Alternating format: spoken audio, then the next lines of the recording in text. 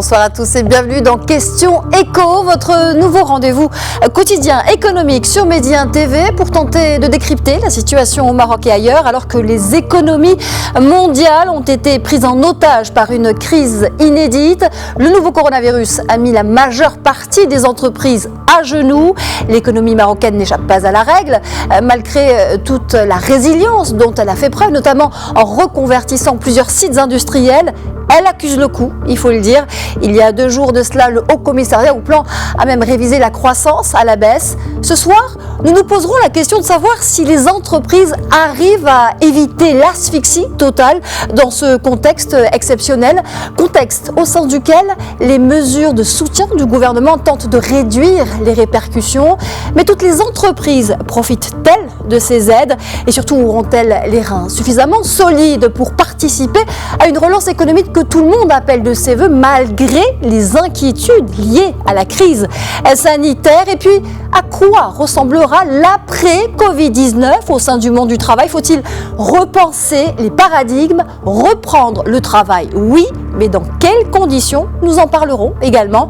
Enfin, l'ébauche des premiers scénarios d'un redémarrage progressif pourrait-il se dessiner secteur par secteur?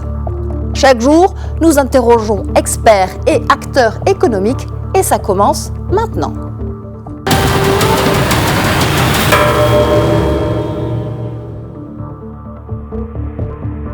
Je vous le disais, le Covid-19, c'est depuis plus d'1 mois maintenant invité dans le quotidien de tous. Cela n'a pas été facile d'accepter cette nouvelle donne qui bouleverse, il faut le dire, tous les fonctionnements au sein des entreprises.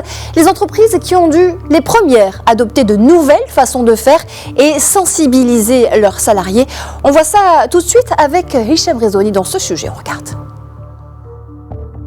Prise de température, télétravail, distanciation sociale, port obligatoire du masque, désinfection du mobilier, tout est mis en œuvre dans les entreprises marocaines pour minimiser la propagation du coronavirus. Dans le contexte actuel, les employeurs doivent contribuer à la protection de leurs employés en mettant en œuvre des mesures de prévention, de désinfection et de bonnes pratiques d'hygiène dans leur milieu en facilitant l'application des mesures préconisées par les autorités sanitaires. Ces actions doivent être pilotées par le médecin de travail de l'entreprise ou par le comité de sécurité et d'hygiène. L'employeur se doit d'informer et sensibiliser les salariés sur le risque lié au virus et les moyens de protection adaptés en utilisant de bons supports de communication. Il doit également mettre à niveau des installations sanitaires sur les lieux de travail, conformément aux exigences d'hygiène générale et de nettoyage prescrites par la réglementation nationale. L'employé a également sa part de responsabilité.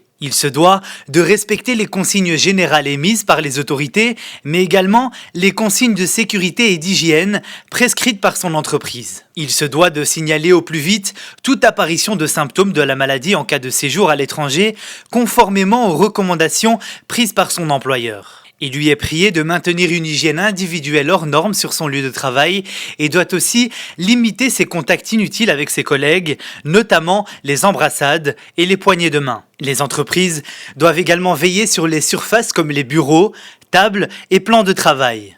Ces derniers doivent être nettoyés et désinfectés régulièrement. La promotion d'un lavage régulier et approfondi des mains doit également être faite. Enfin, l'entreprise doit continuer à sensibiliser le personnel travaillant à travers des messages faisant la promotion du lavage des mains par exemple, mais doit aussi prévoir des séances d'information par des médecins du travail lors des réunions.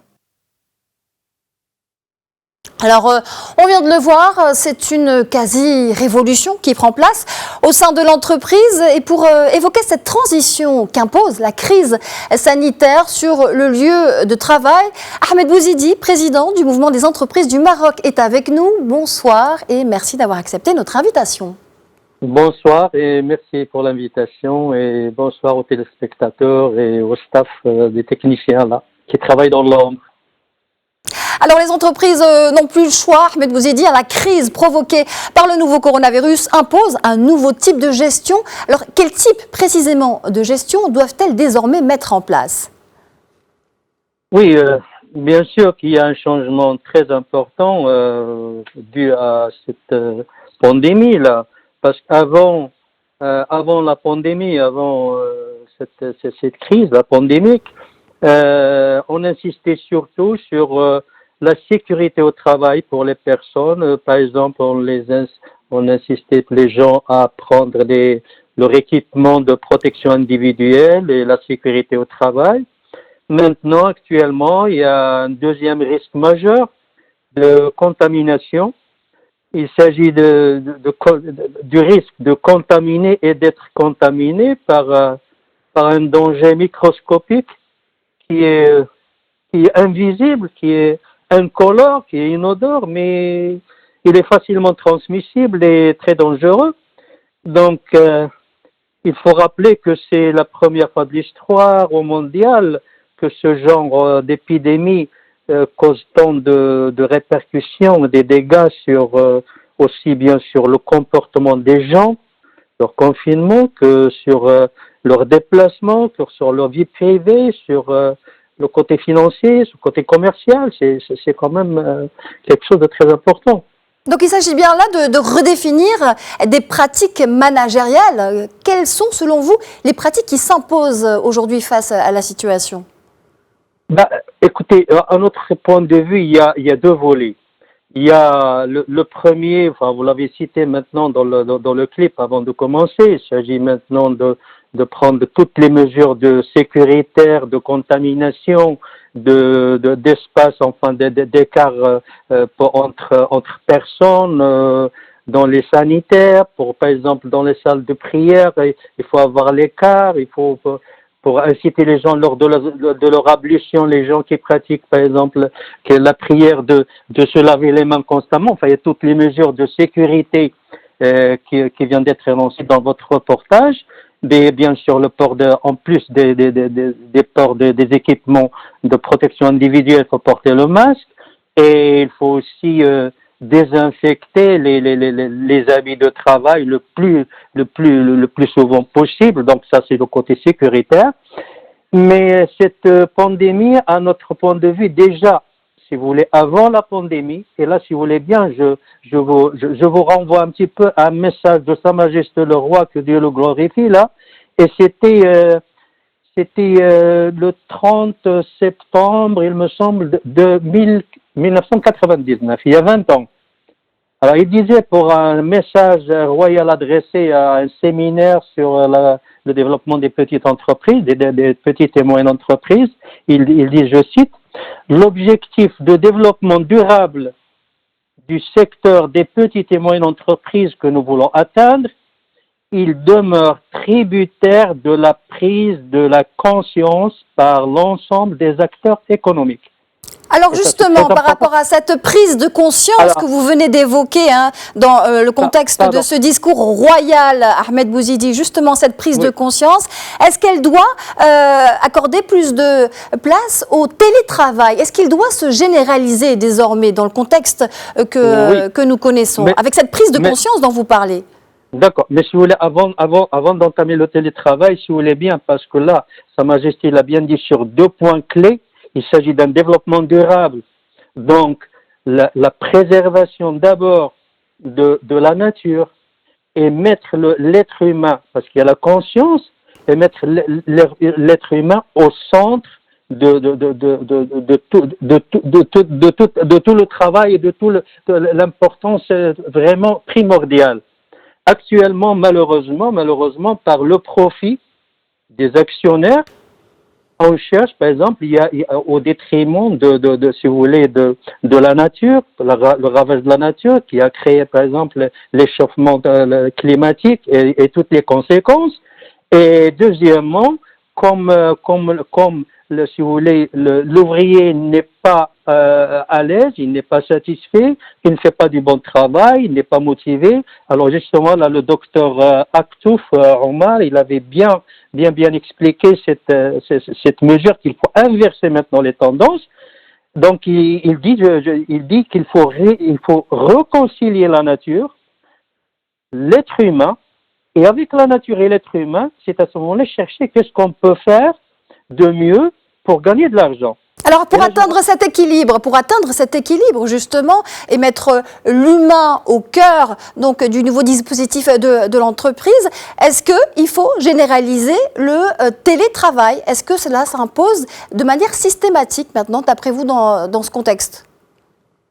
Je pense que pour généraliser quand même totalement le télétravail, ça serait difficile parce que là, si vous voulez, même dans toutes les unités industrielles, si vous voulez, qui sont complètement robotisées ou bien l'intelligence artificielle, l'être humain, heureusement, reste toujours maître de la situation qu'il contrôle les usines. Il faut des contrôles, par exemple, sur certaines choses, des contrôles visuels. Et là, pour nous, à notre point de vue, le télétravail, il va être très important, il va prendre son importance sur certains secteurs. Les secteurs, par exemple, les IT, les secteurs de la formation, le secteur aussi par exemple, pour les téléconférences, nous-mêmes, on l'utilise maintenant, pour le conseil, le consulting. Il y a des ensembles de secteurs qui vont se développer dans ce sens-là. Mais pour les services, pour nous, c'est encore difficile. Donc, c'est pas toujours possible, effectivement, en fonction de la nature de l'activité de l'entreprise, effectivement. Ahmed Bouzidi, dernière question. Dans de nombreux pays, on essaie de redémarrer les activités économiques malgré la pandémie toujours présente. Comment appréhender à la fois reprise des activités et sécurité sanitaire? Parce que c'est bien là le défi aujourd'hui de toutes les entreprises aujourd'hui. Oui. Écoutez, franchement, c'est une question très difficile à répondre parce que chaque pays, tout simplement, il a ses contraintes spécifiques. Je ne vais pas les citer, des contraintes commerciales, des contraintes éthiques, des contraintes culturelles. Il y a l'ensemble de paramètres qui sont très importants et qui changent d'un pays à l'autre. Vous avez des pays qui mettent, sur ce que je viens de dire, l'être humain en premier lieu et d'autres pays qui mettent le profit en premier lieu. Tout ça, on respecte les idées, mais chaque pays prend certaines décisions. Mais aussi, il y a quand même la répercussion. Maintenant, comme j'ai dit tout à l'heure, c'est la première fois que ça se passe au monde. Et maintenant, ce déconfinement, est-ce qu'il va être progressif? Comment? Parce que malheureusement, là où on veut reprendre le plus tôt possible, c'est dans les régions industrielles, où il y a des zones industrielles. Je cite par exemple la Lombardie en Italie. C'est là où ils ont besoin de redémarrer. Et malheureusement, c'est là où il y a le danger névralgique, parce que c'est là où on a besoin des hommes, il y a la contamination. Il faut prendre des mesures vraiment, pour la première fois, il faut le dire en toute franchise, on affronte le système de barrières, le système de distance, le système de protection. C'est très, très, très, très, très important. Et surtout, ce virus-là qui est facilement contaminable. Alors là, c'est un peu difficile. Mais un défi donc difficile à atteindre. Oui, Ahmed Bouzidi, merci infiniment pour vos réponses. Ça sera le mot de la fin. On retiendra cette déclaration que vous nous faites, c'est repositionner l'humain au cœur du dispositif de l'entreprise. Je rappelle que vous êtes président donc du mouvement des entreprises du Maroc. C'est la fin de la première partie de Questions Éco.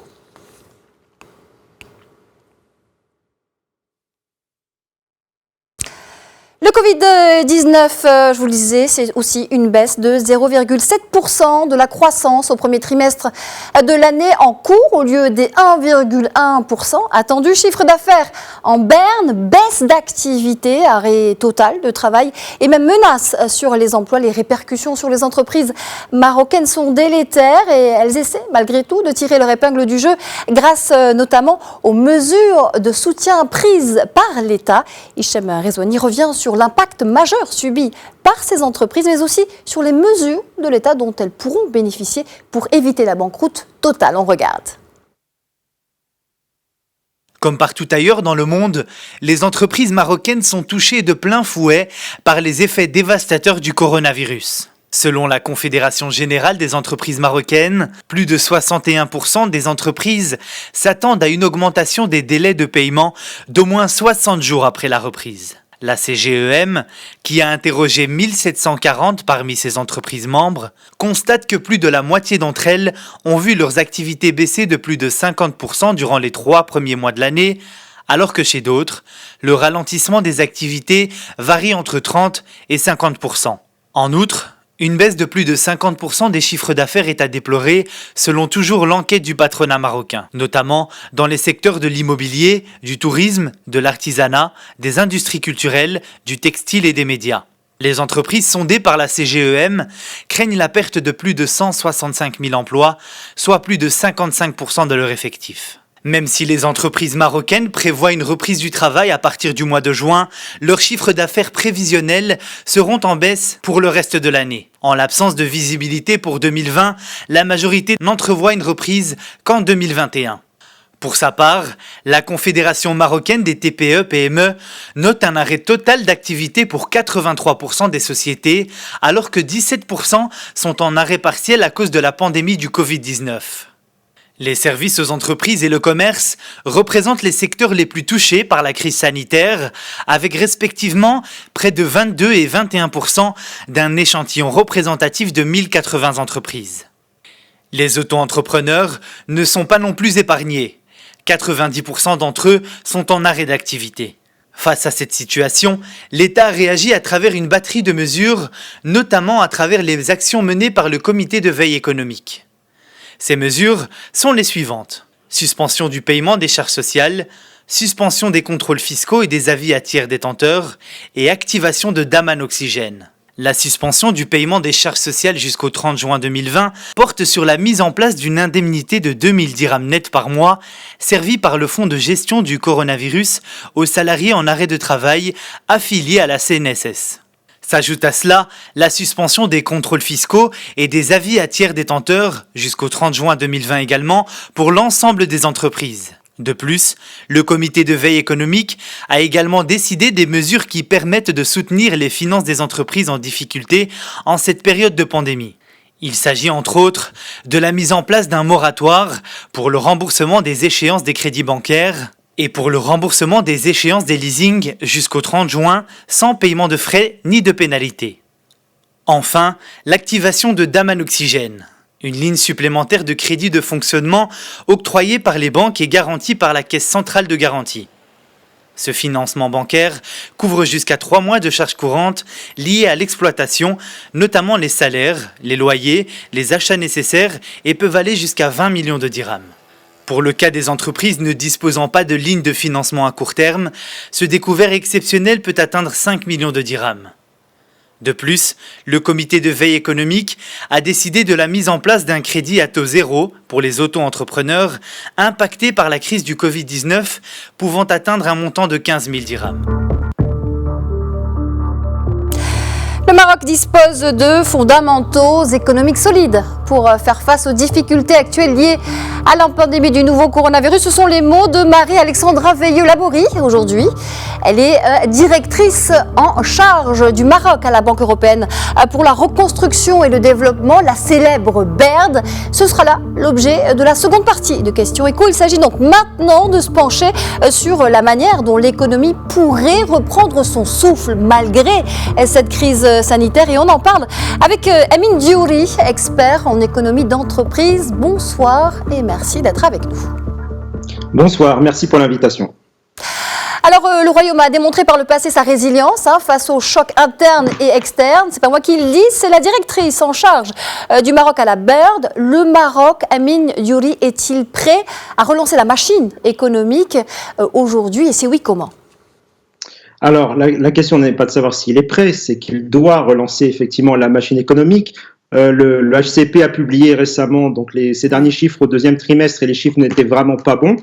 Effectivement, c'est normal, on a un certain nombre de crises actuelles, des crises externes qui bloquent l'activité du Maroc. Les entreprises sont également fortement pénalisées actuellement, donc oui, effectivement, il est nécessaire aujourd'hui de préparer des plans de relance. Et ces plans de relance, ils commenceront dans la phase qui va suivre l'après-confinement. Je rappelle quand même que toutes les mesures dont vous avez parlé, qui ont été proposées aujourd'hui, sont utiles, sont très importantes pour nos entreprises parce qu'elles leur permettent de survivre à une situation qui n'est pas facile. Sans cela, on aurait eu des défaillances d'entreprises qui auraient pu être beaucoup plus élevées, ce qui n'est pas le cas aujourd'hui. On constate effectivement on constate même une baisse au niveau des chiffres des défaillances d'entreprises, qui montre bien qu'un certain nombre d'entreprises qui auraient pu être en difficulté vont bénéficier des mesures actuelles. Maintenant, ça n'est pas suffisant, effectivement. Aujourd'hui, on a mis une partie de nos entreprises sous perfusion. L'idée étant qu'après la période de confinement, il y ait un vrai programme de relance. Et ça passe par un certain nombre de mesures. Alors justement, ce programme de relance, quelles sont les pistes concrètes qui se dégagent aujourd'hui pour assurer cette reprise économique selon vous, pour faire plus que survivre justement ? Alors, avant même de parler de pistes, je voudrais quand même rappeler que quand on définit une stratégie, il y a quand même deux aspects principaux. Il y a d'abord les principaux objectifs. C'est d'abord définir des secteurs stratégiques dans lesquels l'État veut investir, veut mettre en avant. Deux, c'est relancer l'activité de certains secteurs sinistrés, notamment le tourisme, le transport, le commerce. C'est soutenir des catégories d'entreprises aujourd'hui qui sont très en difficulté, notamment c'est le cas des auto-entrepreneurs et des TPME. Et puis évidemment, c'est aussi soutenir financièrement les populations les plus démunies face à cette crise. Donc ça, ce sont les premiers objectifs en termes pour ce programme de relance. Maintenant, il y a aussi une contrainte. Il y a des objectifs, il y a des contraintes également. Des contraintes d'ordre budgétaire, parce que je le rappelle qu'aujourd'hui, on vit avec des déficits budgétaires. Les entreprises ont vu une baisse importante de leur activité, une baisse importante de leur rentabilité certainement cette année, donc moins d'impôts qui vont rentrer, moins de recettes fiscales, et de l'autre côté, il va falloir financer un plan de relance qui certainement sera très coûteux. Donc, et je pense qu'avec ça, parmi les pistes de relance importantes, il y a quand même un levier fiscal qui est important. D'où l'idée, je pense que pour que ce soit fort, un geste fort, il faudrait une baisse des impôts, certainement de l'IS et de l'IR. L'IS pour les entreprises qui aujourd'hui traversent une passe très difficile, l'IR pour les ménages qui ont plus que jamais besoin de pouvoir d'achat pour pouvoir consommer. Tout ça mis bout à bout, le levier fiscal est extrêmement important. Deuxième point, je pense également important, c'est le mécanisme de financement moyen-long terme. Le comité de veille économique en a parlé. Ce sera certainement le cas parce que l'objectif, c'est pas simplement de donner de la trésorerie aujourd'hui pour survivre à une crise qu'on espère passagère, mais c'est également relancer l'activité économique d'un certain nombre de secteurs qui passeront par des moyens plus importants et donc du financement moyen à long terme. Et certainement ciblé parce que les banques n'ont pas la possibilité aujourd'hui, je pense, de prêter à l'ensemble des entreprises. Elles vont être obligées de cibler certains secteurs stratégiques. Alors Amine Diouri, est-ce qu'avec tout ça, on peut dire que cette crise nous conduit indéniablement vers un nouveau paradigme économique du coup ? Je ne crois pas à un nouveau paradigme économique pour une raison très simple. Je prends les exemples des pays les plus libéraux au monde, par exemple les États-Unis, où on pense que il suffit de laisser le marché agir, les acteurs régler leurs problèmes entre eux. Mais finalement, dès qu'il y a la moindre difficulté et qu'elle surgit, on fait appel immédiatement, et c'est toujours le cas, à l'État, et l'État retrouve son rôle central de planification pour la relance économique. Donc, il n'y a pas de changement pour moi. C'est la confirmation que l'État a un rôle central et qu'il doit jouer ce rôle de planificateur dans cette période très difficile. Alors, un rôle central de l'État, d'accord, mais il s'agit d'accompagner, pas forcément d'assister. Et dans ce contexte, Amine Diouri, est-ce qu'on peut malgré tout aujourd'hui dire que ce nouveau coronavirus est aussi porteur d'opportunités pour l'économie marocaine ? Oui, effectivement. Moi, je vois au moins deux opportunités, deux chances. On le voit, cette crise est quand même un accélérateur de transformation et de réforme.